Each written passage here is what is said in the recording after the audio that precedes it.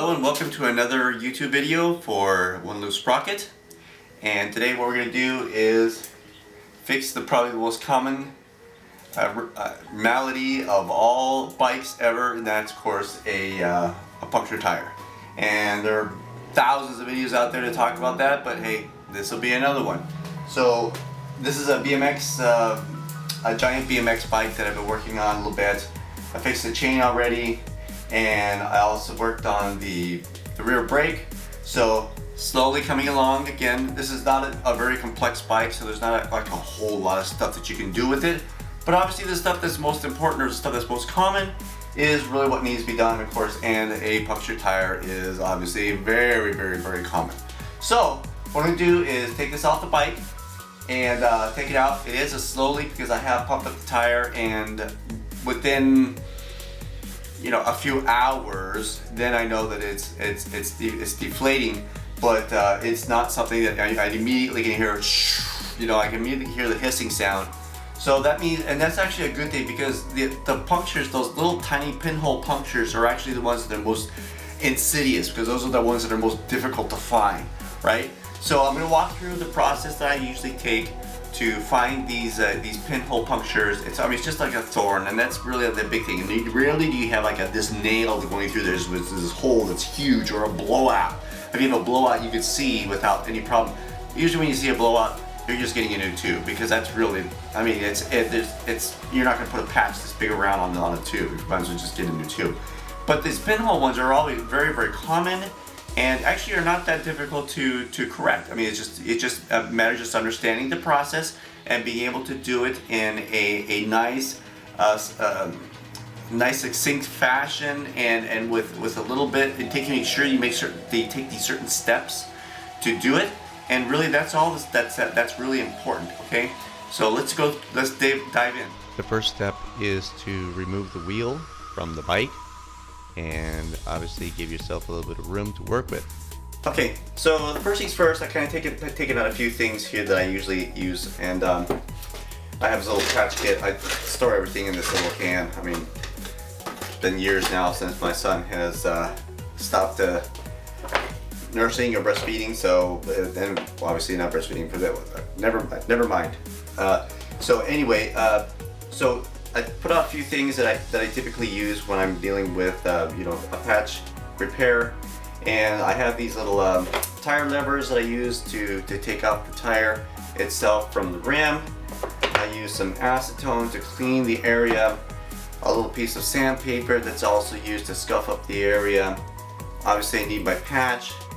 I need to have some rubber cement as well, and I usually use a Sharpie to actually mark the place so I know where the actual hole is. All right, I do have my little handheld pump inflator as well, because it makes it easier for video purposes, demonstration purposes. So what I'm going to do then is go ahead and take the tire off the wheel. So luckily these tires are not the most tight, so it's pretty easy to take them off. And lots of people will take off one side, and then they'll peel the tube outside of the tire, and then they'll take it off. At the end of the day, whatever works is whatever works. It's not that big of a deal. So I just peel it off. It's not that big of a deal. Okay, there's too much. I think there's too many people trying to make a name by saying there's something different you have to do, when hey. Look, how many people say this diet is the best, keto's the best, no, it's paleo, now it's not this other thing, or whatever, all this other stuff, and at the end of the day, just eat healthy, right? Okay, sorry, I digress, I apologize. Okay, so let's go ahead, and I'm going to now pump up the tire a little bit so I can get some air in there and see if I can start to hear where the air is escaping. So I'll just go ahead and, so I have a little thing here, and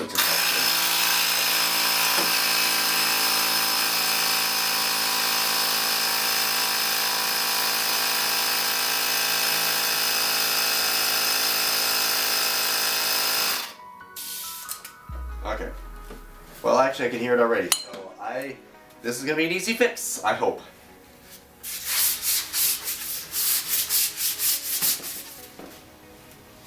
I can actually feel it too. Okay, so right there, it looks like something pretty major happened actually, now that I see it. Looks like it got scuffed or something like that. Maybe there's something on the inside of the rim because, so let me start my diagnosis. So I found the hole. It's like, hey, fantastic. I know where the hole is. So let me circle it with my little Sharpie here, so I know exactly where it is. Although there is no way I'm going to miss this one because it's right next to the Goodyear, so I know exactly where it is. But then I'll put this little line on either side, and I'm like crosshairs. I put crosshairs on this thing so that when I go to repair this area, then I don't lose the exact location. If this were a pinhole, then I would be much more concerned about exactly where that was. So I put it right in the center of the patch, and that's what I want to do. This thing, I'm not going to miss. This is very easy to see. I mean, yeah, it's right there. So let's go ahead and I'm going to go to, so let's go find out why this was punctured. That's kind of the reason why. It's not really a puncture. It looks like something's like an abrasion, or it's like it opened up. There might be it might have been a defect in the tube itself. If it had been a defect, then of course, yeah, that's kind of the way it goes. You know, what do you expect when you have this Chinese quality stuff? I mean, they crank them out by the millions, right? So, but let's do something first. And if it were a thorn, okay, let me just walk through the right process. So it's on the inside of the tube. So that means I would look on the inside, which of course is here. And I can see that the rim tape is really good. So it doesn't appear to be anything on rim tape, although I do have a little some stuff in here. So just checking to make sure, just let you know, a visual check to make sure there's nothing in here that shouldn't be here, and all the spoke nipples are all covered by rim tape. That's good to see, and I can see that there's nothing else that's protruding. There's a little bit of a nick here, but it's up on the sidewall, and it's going to be protected by the actual tire itself. That's what's going to. So that's not going to touch the tube. So I'm not seeing anything here to show me there's a problem. So let me take this out. Now, had the puncture been on the outside, which is very, very typical because that's where you get your thorns, things like that, then I want to check my wheel, or tire, sorry. So when I check my tire, what I'm doing is I'm saying, okay, if it has been punctured and the actual, you know, the spine or sliver or whatever, whatever's gone through the tire is broken off, then it could still be poking through. So I could say, oh, look, I just found the puncture. Now everything's great. Let me fix it. I'll patch it. I'll put it back on the tire, pump it back up, and with the pressure, as you pump up your tire, you just re-punctured your tire, and you're saying, what is up with this dumb thing? I just fixed it. I found the patch. And you're actually introducing that puncture every single time. This is the key, and this is why you have to be a little careful.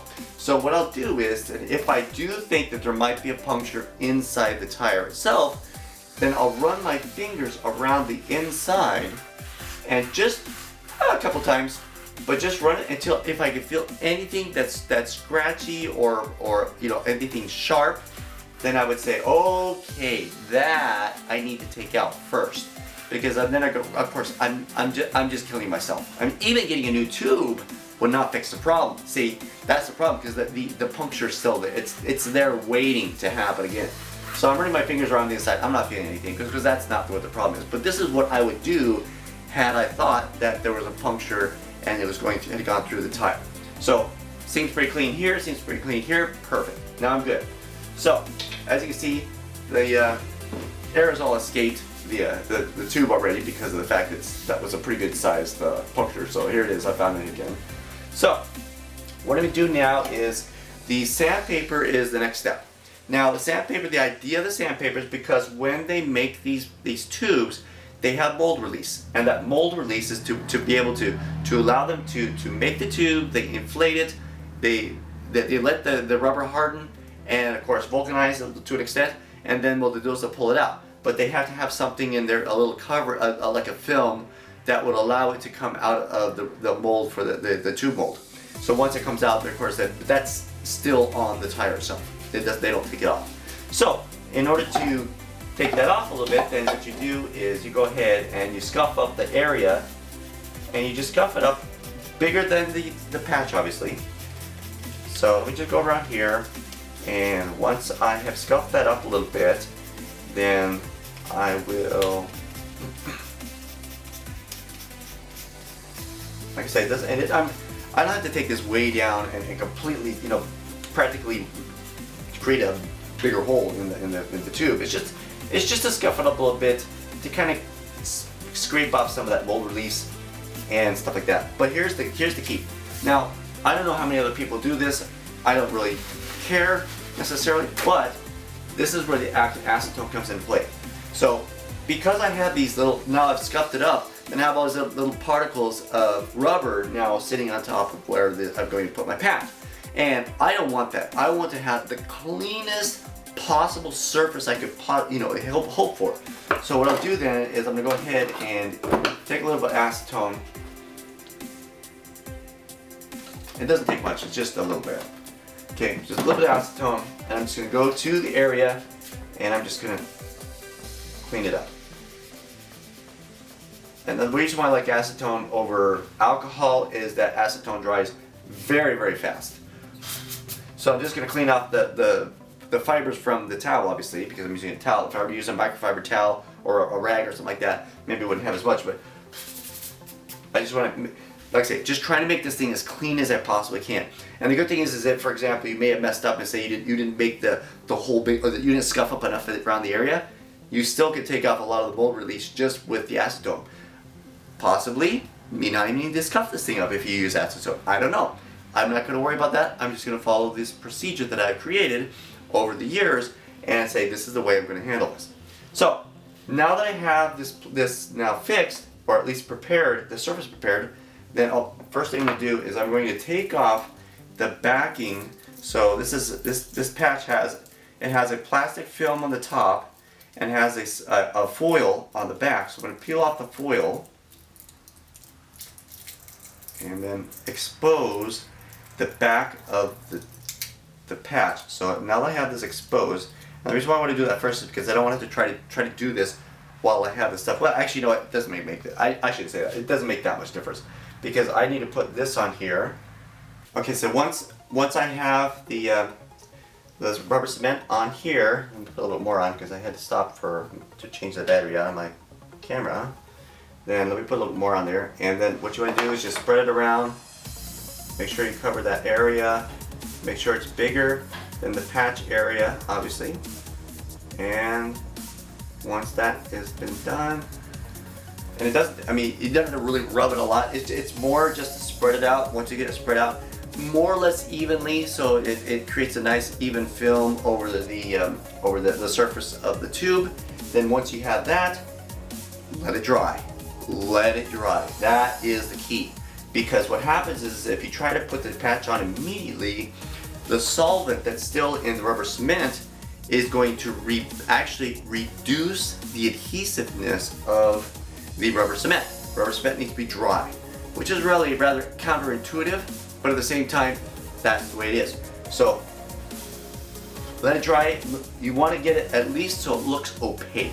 Okay, if it's shiny still, typically that means that it's not really dry. Now at times I've even taken a torch. I do have my my little propane torch here, and I'll just actually hit it with a little bit of heat.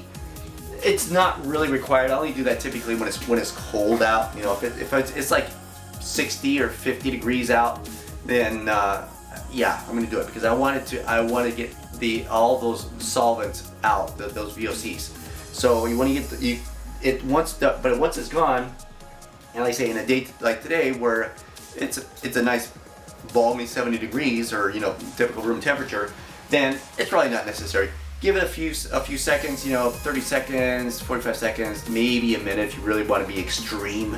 But that's really what you're looking for. So now that you have that, so now I'm going to take, and be careful not to touch the inside portion because of course you have oils in your finger. We don't want that. So make sure you grab just this here on the outside where the film is. I'm just going to take this, and of course it's very easy for me to see where that hole is now because it has it's a big split. But if I didn't, I would line it up and I would check to see where my crosshairs were and say that's the center, that's where that pinhole puncture is. So I'm going to go ahead and put this on it, right in the center. And as you see, I had not deflated the tube completely because I like to actually have it a little bit on the inflated side if I can. So the reason why is because as the tube will expand within the tire and on the rim, of course on the wheel, then this also needs to expand. And usually, since the patch is thicker than the walls of the tube, it will not expand as easily. So it can create some stress around some of the areas and actually could cause the tube wall underneath the patch to unglue itself from the patch itself. So it could actually cause it to that. And that's why I like to do it with it somewhat inflated. I mean, I don't want fully inflated because then the air is escaping as you're applying the patch, and then the air could actually force its way out through a path it finds, the path of least resistance, obviously. So, but I've got it on there. It has a little bit of air in there. It's not much. But now that I have it on, now I'm going to do this. I'm going to, what they call knurling. So I'm going to knurl my patch and just make sure it's really on there good, nice and tight. All right. And so once I've completed that, just a little while, then I say, okay, now I can take off that film because the film is not actually, you don't want that film on here. The reason why is because the film actually is does not expand. So we want to get it off of the patch. Let's allow the patch to expand. So you just, there's a little break in here, and I just split it here. And once I split it, then I grab the film and just peel it right off. It's pretty easy stuff. Okay. So let me get this off here. And be very careful to go from the inside out, meaning you want to grab from the center and pull away from the center towards the edge. And the reason why is because you don't want to lift up. As you can tell, it's a two-part patch. The black center is actually the strength of the patch, and the orange outer edge is actually a very pliable, very soft rubber, which allows it to adhere and conform to the tube itself, and actually will expand even better than this. So the center is really the strength, and the outside is to give you that adhesion. And of course the entire bottom of the patch is orange because that's what it is for the adhesion. And this is actually, because it's a different type of rubber, then this is where the strength is on the black side.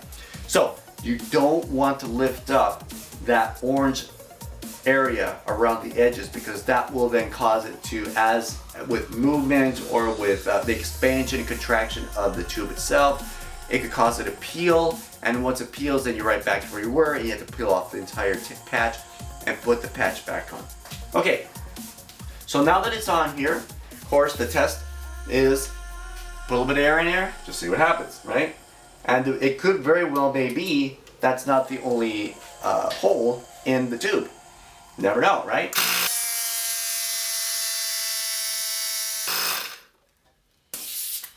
Okay, so put a bunch of air in here. As you can see, it does cause a little bit of a cupping here, but I can see that it's looking pretty good. No sound, good sign. All right.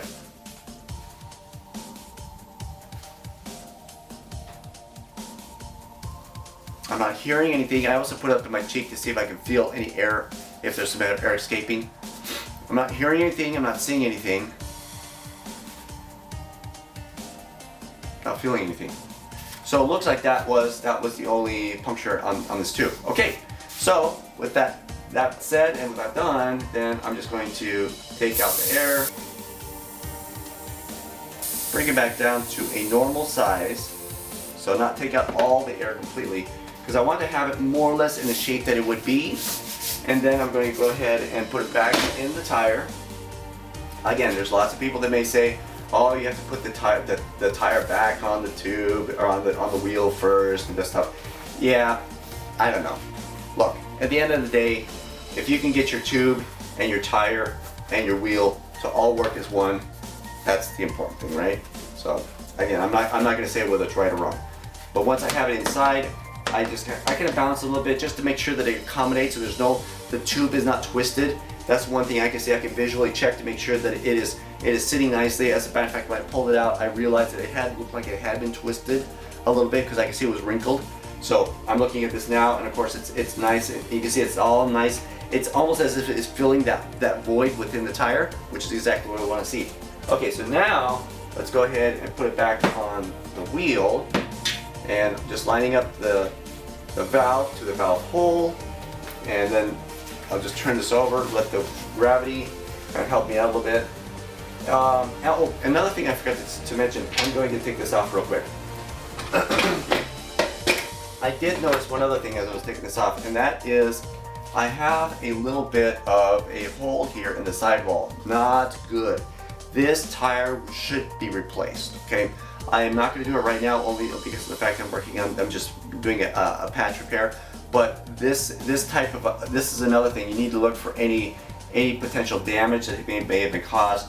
Checking the bead itself, make sure the bead's not all chewed up. So this has been through a little bit of abuse, it looks like. But again, for the time being, I'm just going to put this back on the tire, or on the wheel, and then we'll just go ahead and finish this exercise. And then I'll deal with that, with replacing the actual tire itself in another video, okay?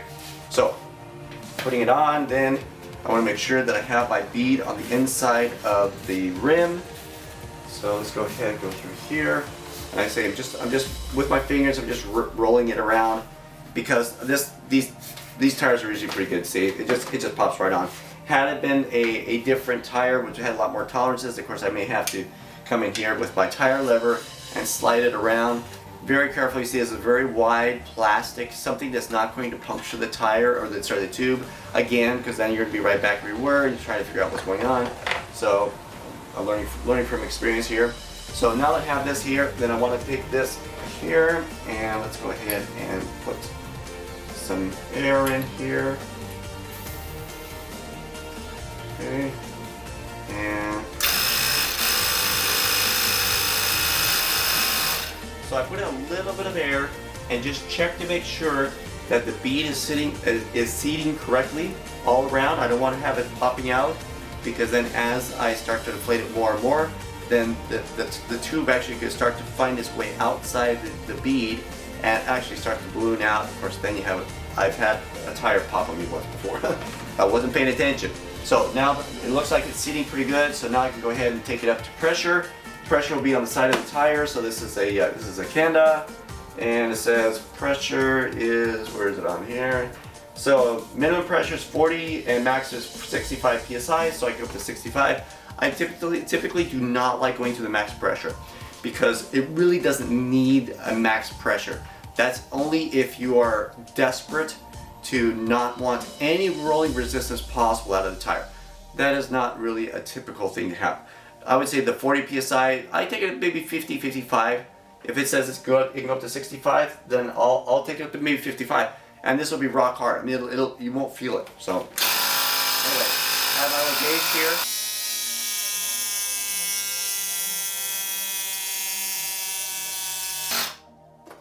Okay, I'm gonna stop right there. As always, you find these interesting things, and as I realize now, I'm only at 40 psi, but I'm seeing that not only is there damage on the sidewall, I'm also seeing it now that there's actually damage to the front of the tire. Right there, the tread's actually split, and I can actually see the tube inside.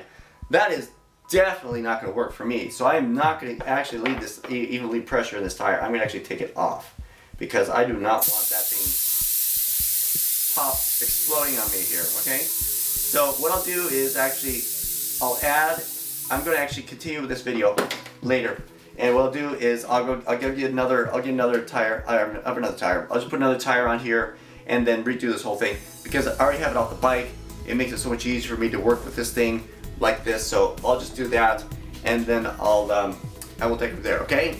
Okay, so I found a wheel set that I had that has some decent wheels on here, just decent tires, I should say. Has some decent tires, and has good tread. I'm not saying that they're cracked or anything like that. They seem pretty pliable. So pretty good set. Not new, of course, not new tires, but sufficiently good enough that I can put them on here. And of course, what I'm going to do is obviously replace even the front tire as well, because then that way I don't have a one with a gum wall tire, the tire here on the front, and then have a black tire on the back. Because of course I don't have this specific tire type sitting in my inventory. So I'm just gonna put these in. These are some just WDs, and they're pretty standard for most bikes. And I'll just go ahead and put these on there. So I'm just gonna go ahead and take these off here and just replace them over on the other side. So.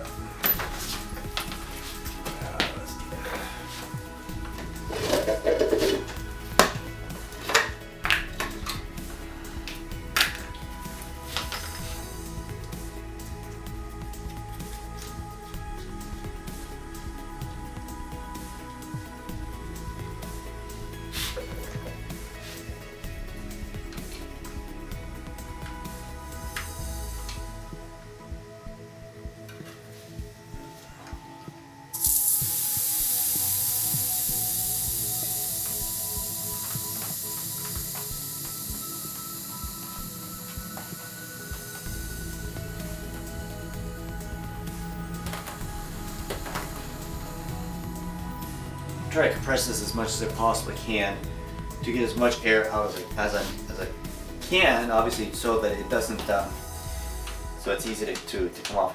Now these, like I say, these tires are pretty easy to take off. They're just, you just take them off like this. I mean, they're, for the most part, BMX tires they're not really tight on the rim and stuff like that. So that's why they're pretty easy to remove. So it's just a matter of taking that off. So put this on the side.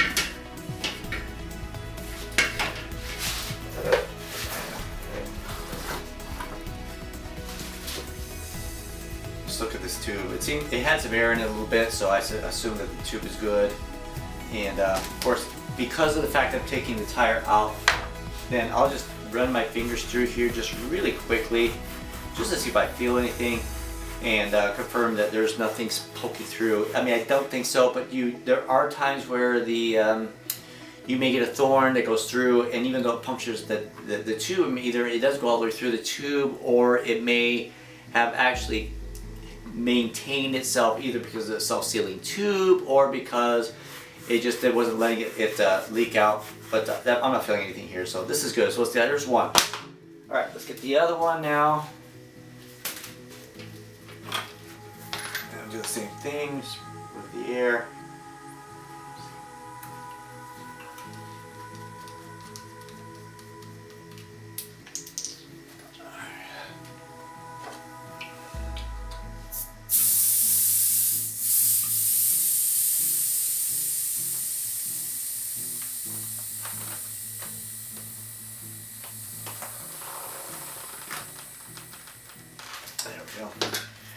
Alright, so just go ahead and grab that inside wall and under the bead.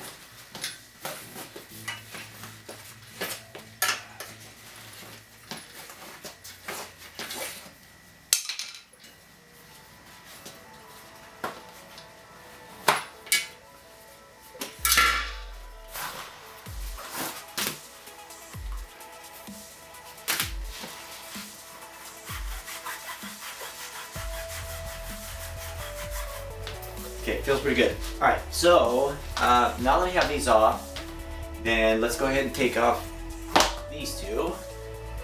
So obviously the same thing, move all the air.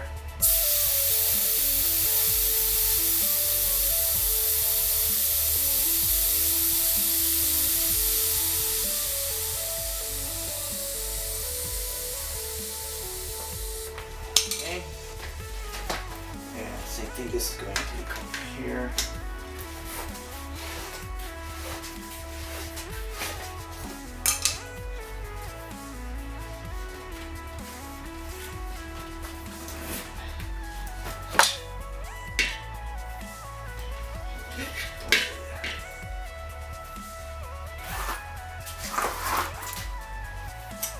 And there's the patch that I put on here. And let's go ahead and put that on the tire. And so there's no real hard and fast rule about how to put the tire and the tube together on the rim and all that good stuff. But typically, I do like to see, here's the WD right there. On more of the higher end tires and things like that, they'll usually have a much more blatant logo on the side that you can tell exactly who made this thing. Typically lower ends, they don't care. They just put, they don't bother putting in a whole bunch of stuff. But what I want to do is, I do like to, I'm more or less just a pet peeve, if you will, for me to do it that way.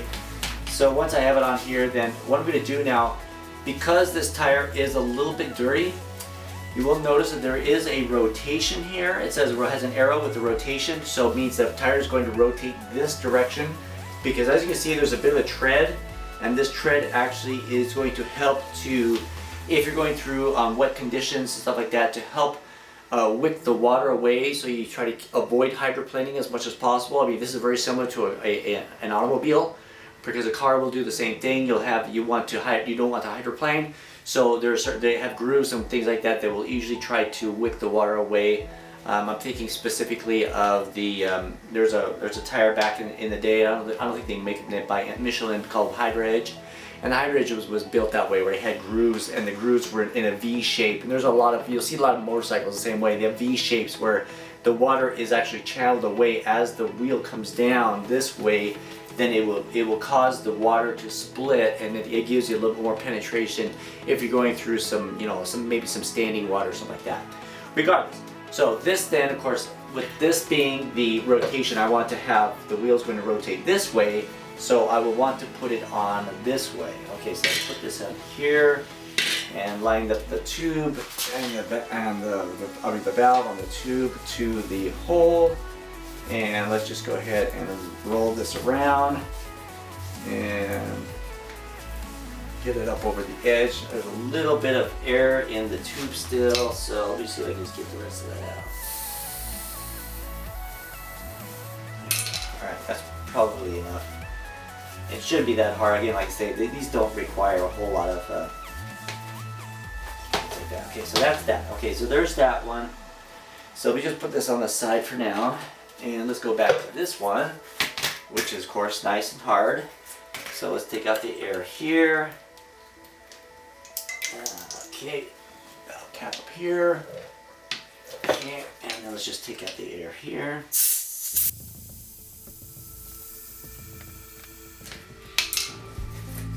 Okay.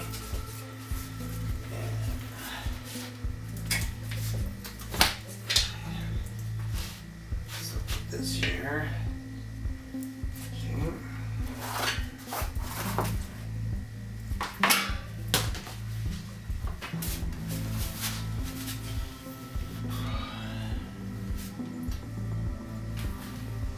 For the front tire, of course, your rotation isn't as critical. It's just when you put it on the bike, you want to make sure that you put it with that rotation in the correct way. On the rear wheel, because of course you have your chain on one side, then of course that kind of gives you an indication of which direction you should have your tire, or sorry, the wheel itself, and well, of course, and then the tire. But yeah, so okay. Anyway, so that's that. So let's go ahead and put this on here.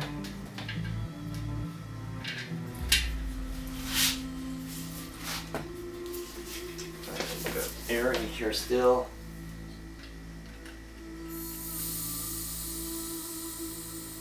Deflate that as much as possible. Okay.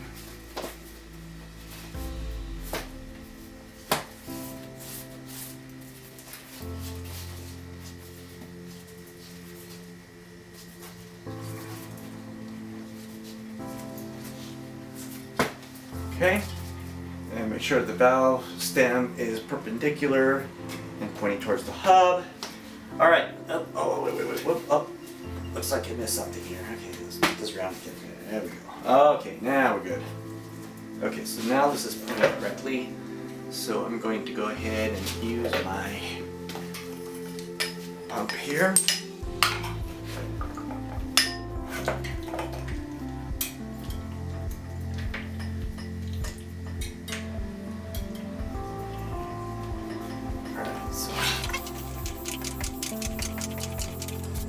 Check to make sure everything is good. My bead is seated correctly. Okay, it looks good.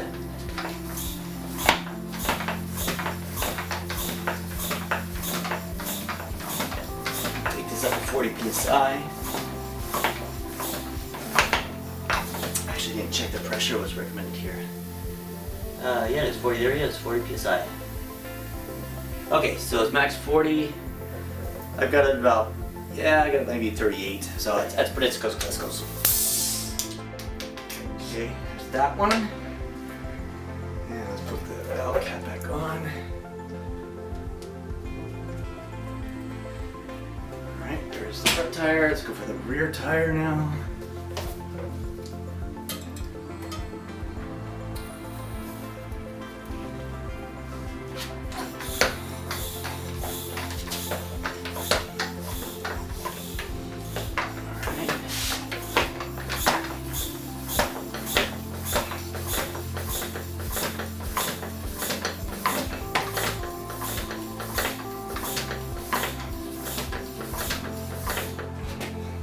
Go. So we're setting that in the same spot here. Okay. Alright. Looks good. Oh, valve cap.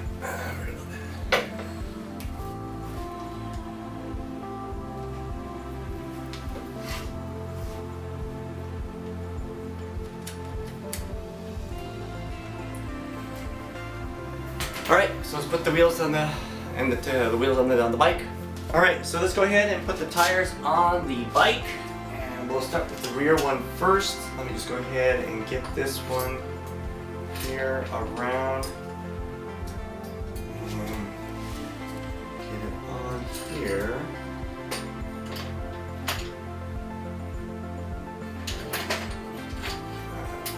Before I do that, put that on here. And let's put this on here. Now we're on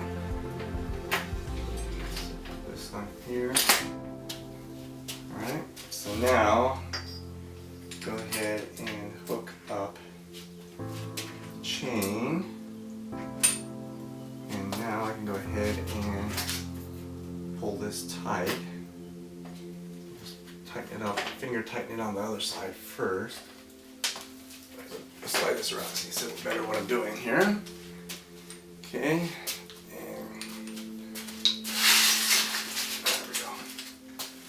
Okay, so go ahead and put this up here.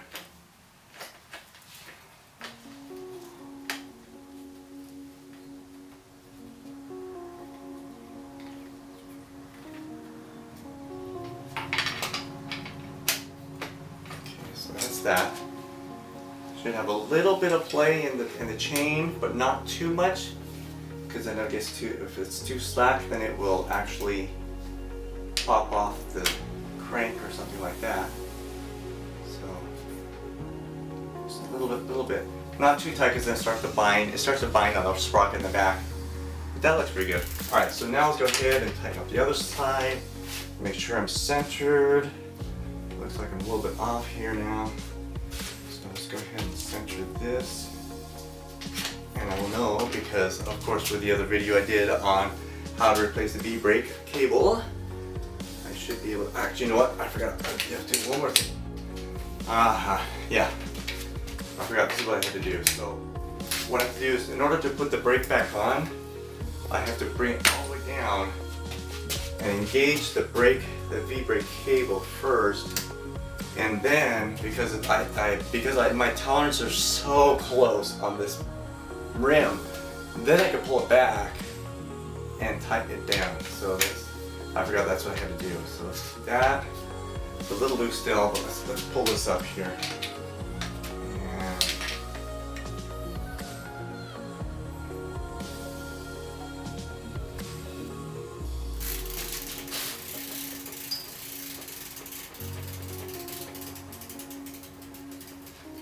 Looks like my my crank came in a little bit loose as well. All right, yeah, I'll fix that too.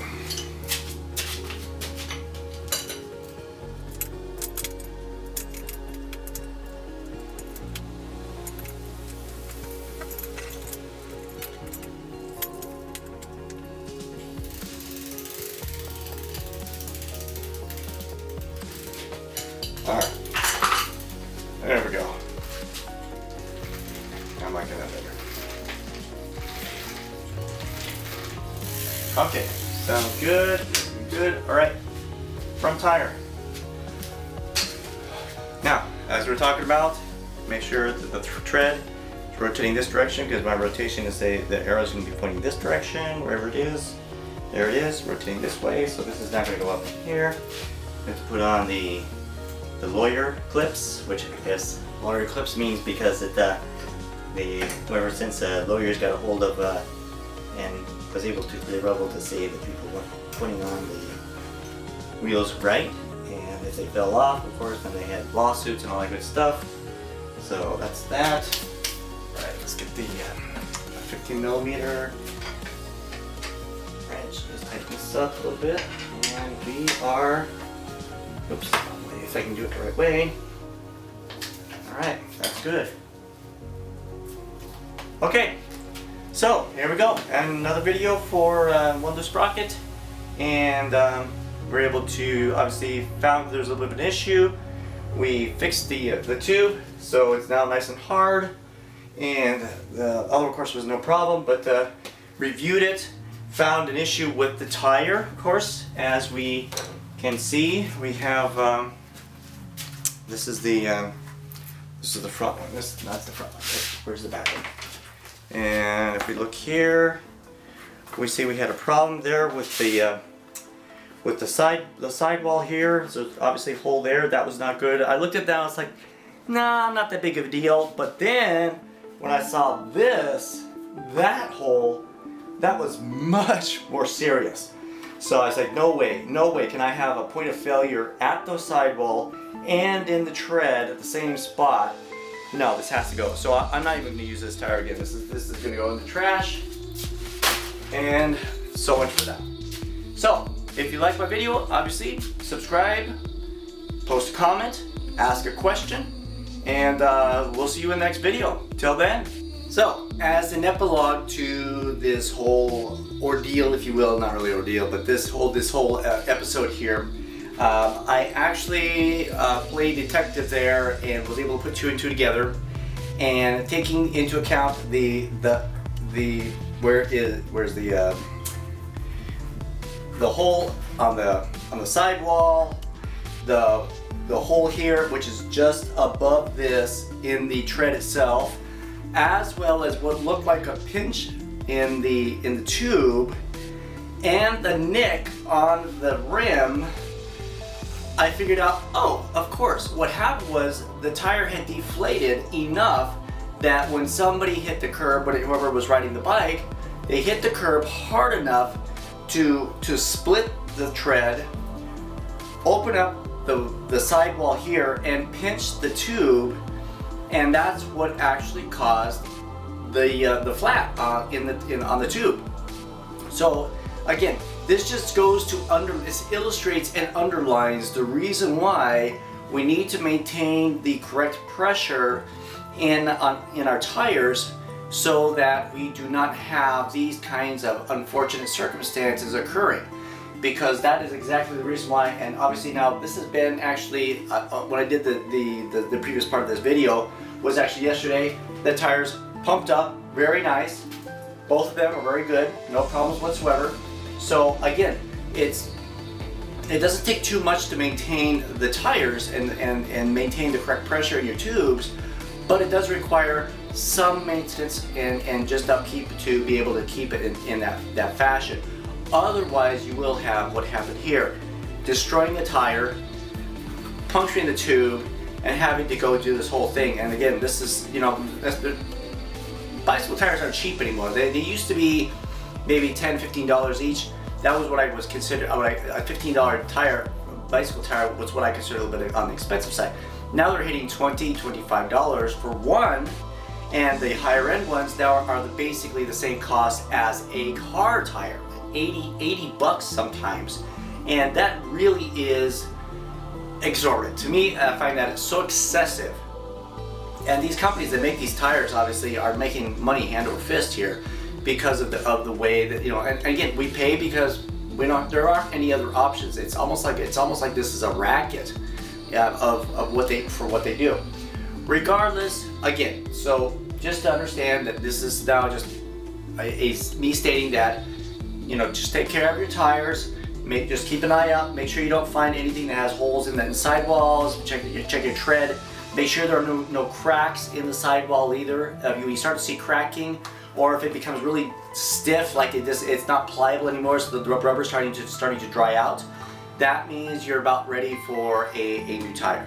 And obviously that is something that is smart to do, because you definitely do not want to be out riding around and have a blowout because you had a weak spot in the sidewall or something like that.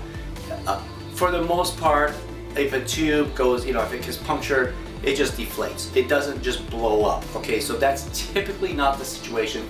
However, because the tire is designed to encase and house that tube, then it does need to have, there cannot be any structurally, it has to be structurally sound. We don't want anything that would damage or jeopardize the integrity of your tire. Okay, so until the next video, we'll see you then. For more videos like this, please subscribe to my channel and click on that bell icon so you're notified of new content.